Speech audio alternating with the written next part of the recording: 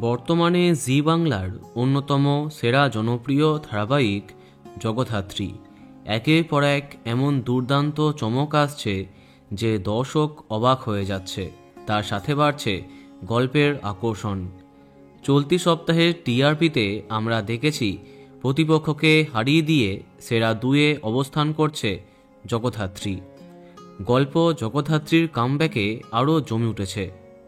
বর্তমানে দেখা যাচ্ছে স্বামীকে মৃত্যুর মুখ থেকে বাঁচিয়েছে জগদ্ধাত্রী, কিন্তু সে আরও অসুস্থ হয়ে পড়েছে।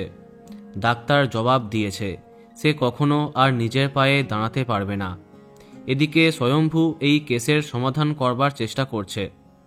এত কিছুর মাঝে যেটা নিয়ে অনেক দিন ধরে চর্চা চলছিল, এবার সেই বিষয়ে একটু আভাস দিলেন ধারাবাহিকের প্রধান চরিত্রাভিনেত্রী রূপসা চক্রবর্তী।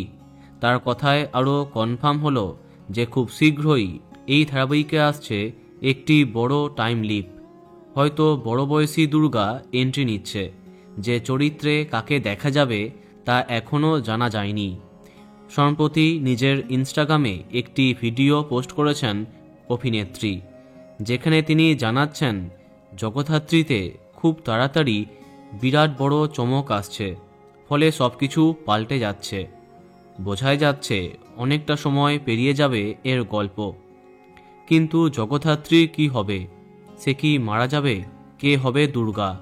সব নিয়ে আমাদের মনে অনেক কৌতূহল, যার জবাব দেবে ধারাবাহিকের আপকামিং ঝলক।